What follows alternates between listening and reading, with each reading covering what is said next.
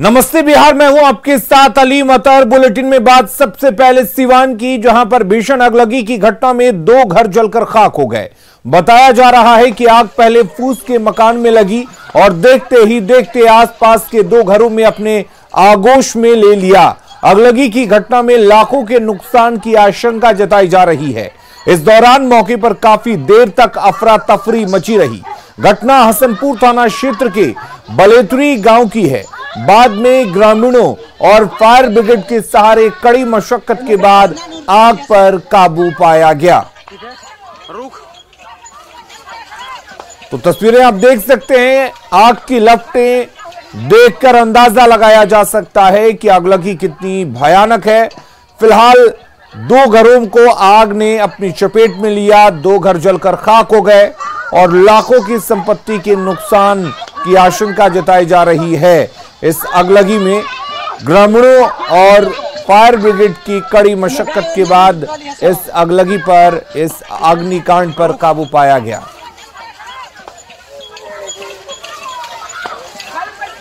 तो सीवान की ये तस्वीरें हैं, जहां पर पहले एक फूस के मकान में आग लगती है, उसके बाद देखते ही देखते बगल के घर में आग पकड़ लेती है और उसके बाद तस्वीरें आपके सामने हैं। तस्वीरें देखकर आप अंदाजा लगा सकते हैं कि आग की लपटें कितनी भयानक हैं।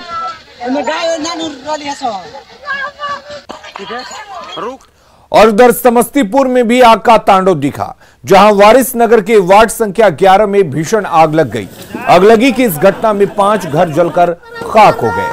आग लगने की वजह बिजली की शॉर्ट सर्किट बताई जा रही है। स्थानीय लोगों का दावा है कि बिजली के पोल से निकली चिंगारी एक घर पर गिरी और देखते ही देखते आसपास के घरों को अपनी चपेट में ले लिया। स्थानीय लोगों और अग्निशमन की टीम ने मिलकर आग पर काबू पा लिया। भीषण अग्निकांड की वजह से लाखों की संपत्ति जलकर खाक हो गई।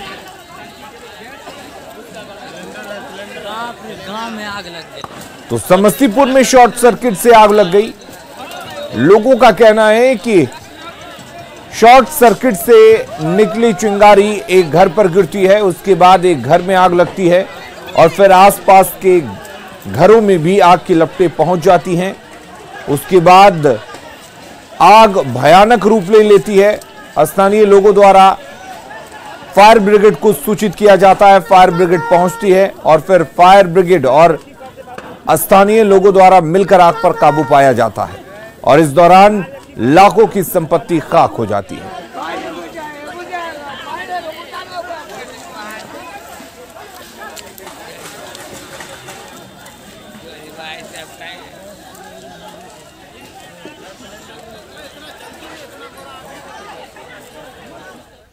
बिहार में शराब तस्करों का खेल जारी है। लाख सख्ती के बाद भी शराब तस्कर मानने को तैयार नहीं है। बेटिया में कई शराब भट्टियों को पुलिस ने नष्ट किया है।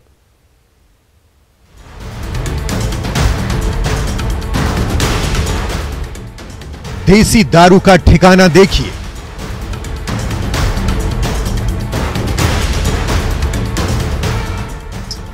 देखिए कैसे धंधेबाजों को तलाश रही पुलिस।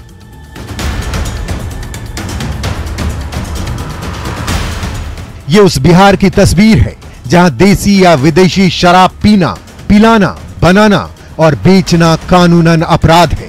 उसके बावजूद भी प्रदेश के हर जिले में शराब का धंधा धड़ल्ले से चल रहा है, जिसकी तस्दीक बेतिया की ये तस्वीर कर रही है। देखिए गांव के बीचों बीच कैसे देसी दारू बनाने का काम चल रहा है, वो भी बड़े पैमाने पर। पुलिस इससे पहले तक बेखबर थी।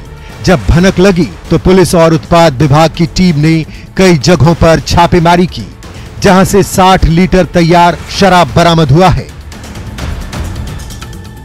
1 ट्रक शराब बनाने का सामान बरामद हुआ है, जबकि 8 गैस भट्टी को उत्पाद विभाग की टीम ने ध्वस्त किया है। इतना ही नहीं, मौके पर टीम ने 2000 लीटर अर्धनिर्मित शराब को भी नष्ट किया है। टीम ने सबसे पहले मुफस्सिल थाना क्षेत्र के चेक पोस्ट धांगड़ टोली में छापेमारी की, 8 गैस भट्टियों को नष्ट किया।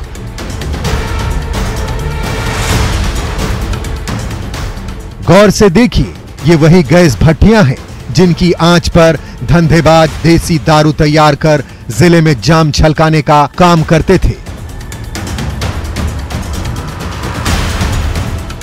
लेकिन पुलिस और उत्पाद विभाग की धमक सुनते ही सब 9-2-11 हो गए। मुफस्सिल थाना के ही धांगड़ टोली में भी टीम ने छापेमारी की। वहां से भी भारी मात्रा में शराब और शराब बनाने का सामान मिला। जो पुलिस और उत्पाद विभाग की सख्ती पर सवाल खड़े कर रहा है, ये शराबबंदी वाले बिहार की तस्वीर है, जहां नाला से लेकर नदी और जंगल से लेकर खेत तक में शराब का धंधा धड़ल्ले से चल रहा है। प्रफुल्ल कुमार, न्यूज़ 18 बेतिया। और इधर बांका में शराब की बड़ी खेप पकड़ी गई है। जब्त शराब की कीमत 40 लाख रुपए आंकी जा रही है। खेप के साथ 2 तस्कर भी गिरफ्तार हुए हैं। बांका के पीबीएस कॉलेज के पास चेकिंग के दौरान शराब से लदे ट्रक को पकड़ा गया। शराब की तस्करी बोरे में नारियल के छिलके की आड़ में की जा रही थी। उत्पाद विभाग के मुताबिक 2 गिरफ्तार तस्करों में एक छपरा का तो दूसरा अलीगढ़ का रहने वाला है। शराब की खेप उड़ीसा से पटना लाई जा रही थी। बताया जा रहा है कि ट्रक अलीगढ़ से उड़ीसा कुछ सामान लेकर गया था और उसी ट्रक से शराब की खेप पटना भेजी जा रही थी, जो किसी पेट्रोल पंप के पास हैंडओवर किया जाना था। पकड़े गए दोनों तस्करों की माने तो शराब की डिलीवरी के लिए दोनों को 15-15 हजार रुपए मिलने की बात कही गई थी। गाड़ी में है वो, एक तो अलीगढ़ का है और दूसरा छपरा का है। इन लोगों को एक ट्रिप का 15,000 रुपया भुगतान करने की बात हुई थी। उसी पर ये वहां जाके उड़ीसा में किसी पेट्रोल पंप से शराब ट्रक हैंडओवर लेके आ रहे थे। कहाँ जा रहे थे सर लगभग? इनके अनुसार तो ये पटना में किसी पेट्रोल पंप पर गाड़ी लगाना था। बिहार के सीमांचल इलाके में बंगाल चुनाव और होली त्योहार के मद्देनजर प्रतिबंधित संगठनों की सक्रियता की इंटेलिजेंट की सूचना के बाद राज्य सरकार और प्रशासन अलर्ट पर है। इस बीच न्यूज़ 18 ने सीमांचल के तीनों प्रमुख जिलों कटिहार, अररिया और पूर्णिया में सुरक्षा को लेकर पड़ताल की। लोगों के साथ ही प्रशासन से जुड़े अधिकारियों से बात की और जानना चाहा कि तैयारियां कितनी मुकम्मल हैं। बिहार का सीमांचल जो पश्चिम बंगाल से बिल्कुल सटा हुआ इलाका है, यहां देश विरोधी तत्वों की सक्रियता की सूचना इंटेलिजेंस विभाग की ओर से जैसे ही जारी की गई, सरकार के साथ ही प्रशासन सख्ते में आ गया। कटिहार जिले से प्रदेश के उप मुख्यमंत्री तारकिशोर प्रसाद आते हैं। वे यहां के स्थानीय विधायक भी हैं, लिहाजा सुरक्षा को लेकर पूरी एहतियात बरतने का दावा कर रहे हैं। इस तरह की सारी गतिविधियों पर हमारी नज़र है, हमारी सरकार की नज़र है, हमारे जो विभाग है उसकी नज़र है और हर आवश्यक कदम हम सब उठाएंगे जिससे कि जो देश विरोधी ताकतें हैं जो सीमावर्ती क्षेत्रों में काफ़ी सक्रिय हैं उसको कमज़ोर करेगी या उसका खात्मा करेगी। वैसे स्थानीय लोगों का कहना है कि ऐसे संवेदनशील मुद्दों पर सरकार के साथ जनता को भी जागरूक होना पड़ेगा, क्योंकि इंटेलिजेंस की सूचना के बाद प्रशासन को सबसे ज्यादा मदद स्थानीय लोग ही कर सकते हैं। तो वहीं पुलिस अधिकारी भी हालात पर नजर रख रहे हैं। आसपास इस चीज को जो नागरिक हैं, अगर आसपास कहीं होटल में रहते हैं तो उस पर नज़र रखना चाहिए, होटल वाले को खासकर नज़र रखना चाहिए।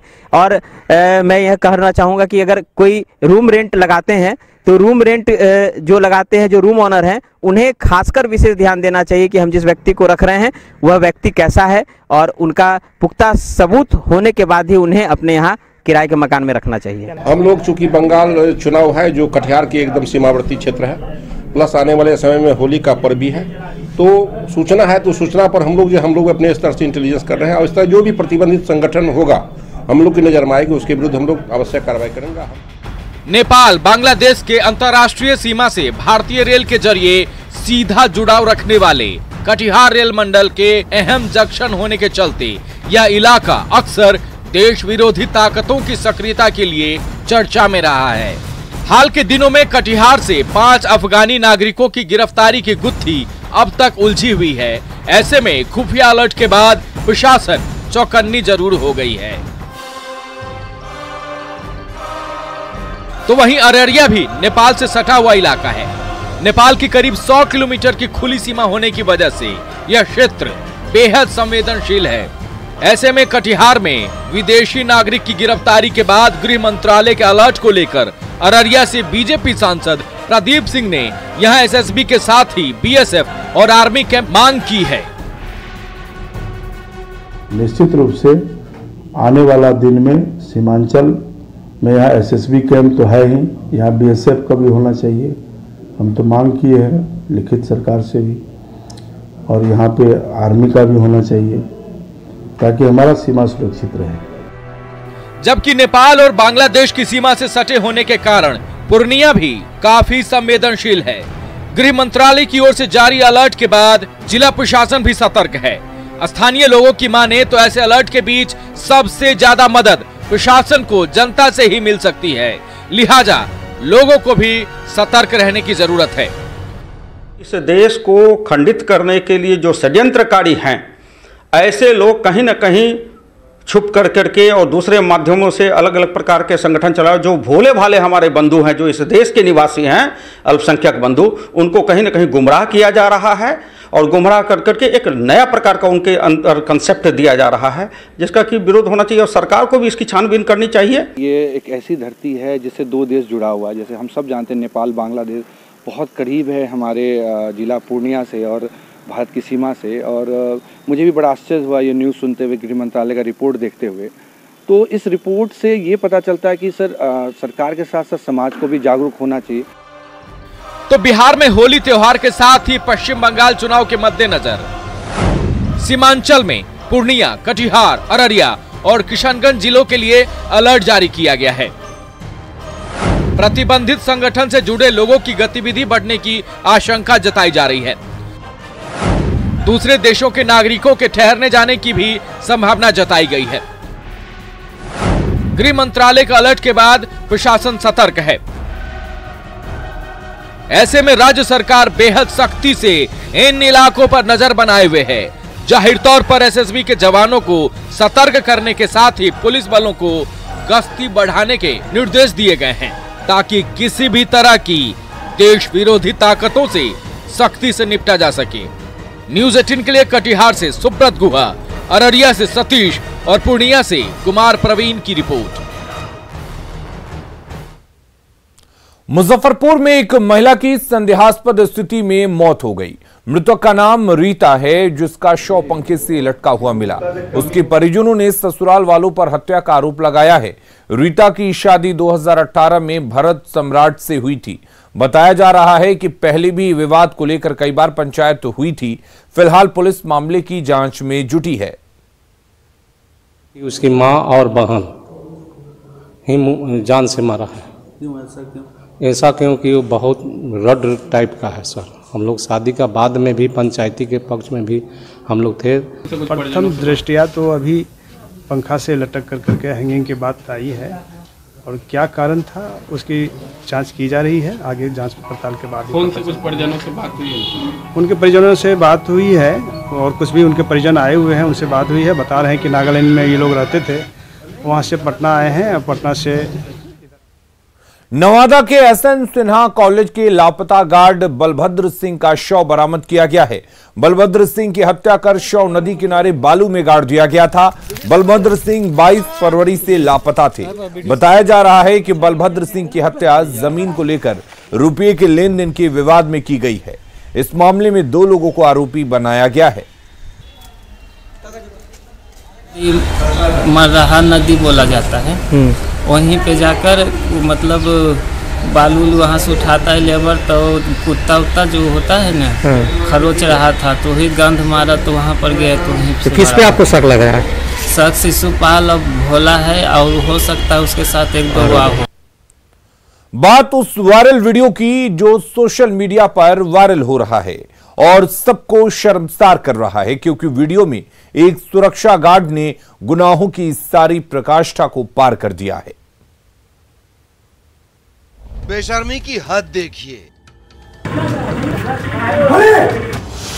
सुरक्षा गार्ड की गुंडागर्दी देखिए।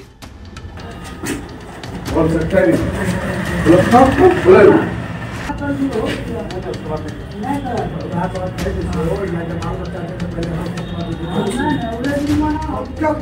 तस्वीरें शर्मिंदा कर रही हैं, ये तस्वीरें शर्मसार कर रही हैं, ये तस्वीरें सोशल मीडिया पर वायरल हो रही हैं, ये तस्वीरें नाबालिग की इज्जत को तार तार कर रही हैं।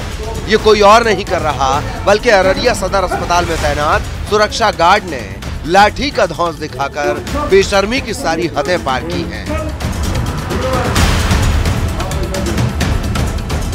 सुरक्षा गार्ड ने आरोपी युवक का पहले टी शर्ट उतरवाया तो ये शख्स हाथ जोड़कर माफी मांगता दिखा। तस्वीरों में दिख रहे शख्स को सुरक्षा गार्ड ने चोर बताकर पकड़ा था। फिर क्या क्या हुआ आप देखते जाइए। देखिए सुरक्षा गार्ड की गुंडागर्दी, जो वर्दी और लाठी का कैसे धौंस दिखा रहा है, कानून को ठेंगा दिखा रहा है। देखिए इस युवक को कैसे निर्वस्त्र किया जा रहा है। इसके आगे की तस्वीर हम आपको नहीं दिखा सकते। गार्ड की गुंडागर्दी का ये वीडियो सोशल मीडिया पर वायरल हो रहा है और अस्पताल प्रबंधन को इसकी खबर तक नहीं। हाँ, अभी मैंने उसको वीडियो को देखा है, ये बिल्कुल ही गलत है। मैं देखता हूँ इस समय में क्या कर सकता हूँ। ये बताया जा रहा है कि जो सुरक्षा कर्मी है, जो चोर है, चोर बोल के जो है इसको भगाया भी जा रहा है। तो क्या सब इस पर जो है कार्रवाई वगैरह भी किया जाएगा? तो पहले उससे तहकीकात करेंगे इसका। अब सवाल ये है कि सुरक्षा गार्ड को गुंडागर्दी का हक किसने दिया? सुरक्षा गार्ड ने संबंधित थाने को खबर क्यों नहीं दी? क्या अस्पताल प्रबंधन सुरक्षा गार्ड पर कार्रवाई करेगा?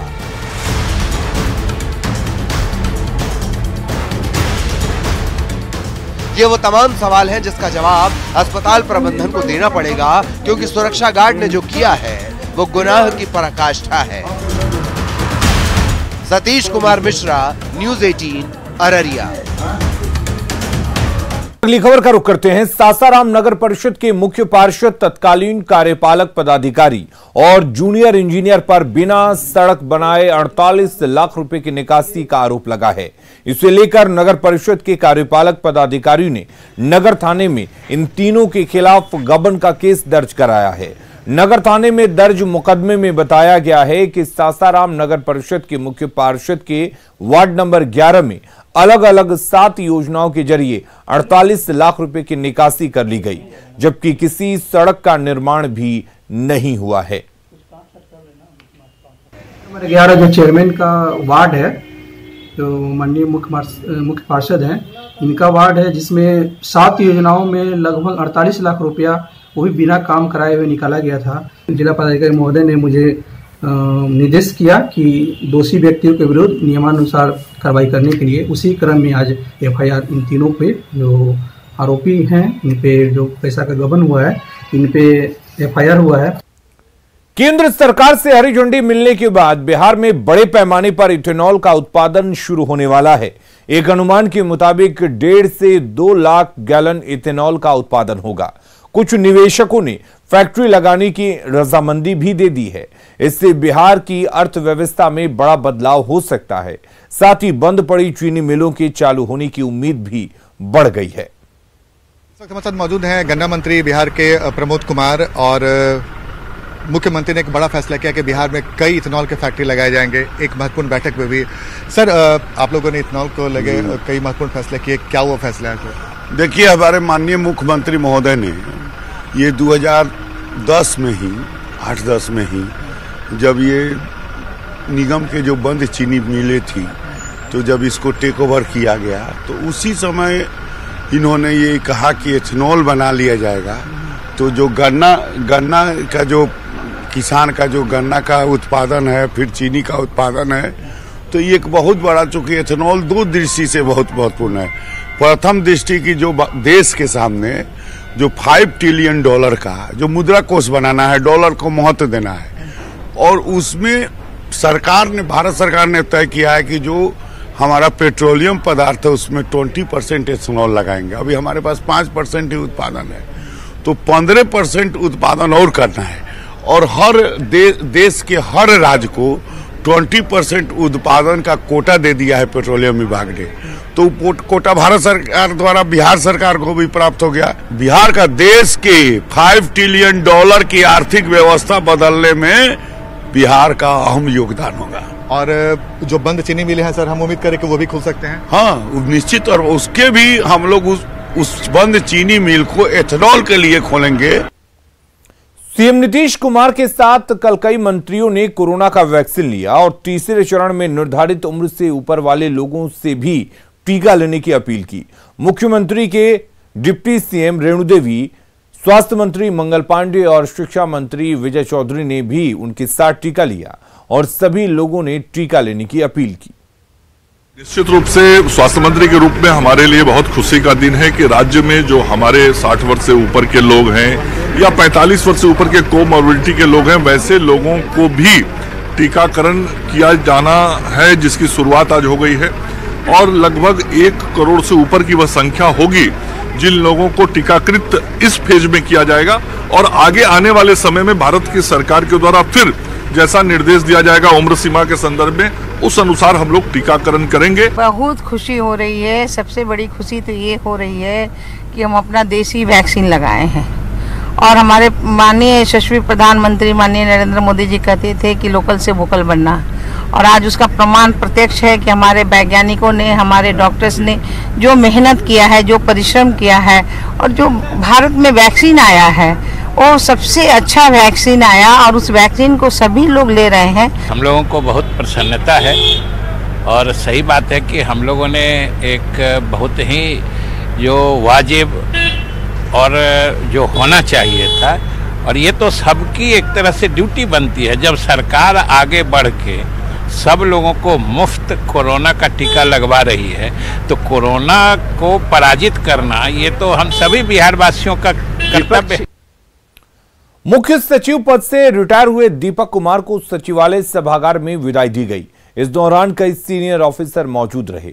दीपक कुमार ने कहा कि बिहार में अधिकारियों की टीम बहुत अच्छी है और वे सबका साथ लेकर आगे काम करते रहेंगे। दीपक कुमार मुख्यमंत्री के प्रधान सचिव बनाए गए हैं। और जिलों में जब कलेक्टर होते थे तो सर आने के पहले इसके साथ काम करने का मौका मिला, मेरे लिए भी सौभाग्य की बात है। इसलिए खुशी है कि आगे भी मुझे मौका मिलेगा इस टीम के साथ काम करने का। खबरें लगातार जारी रहेंगी, बने रहिए न्यूज़ 18 बिहार झारखंड के साथ।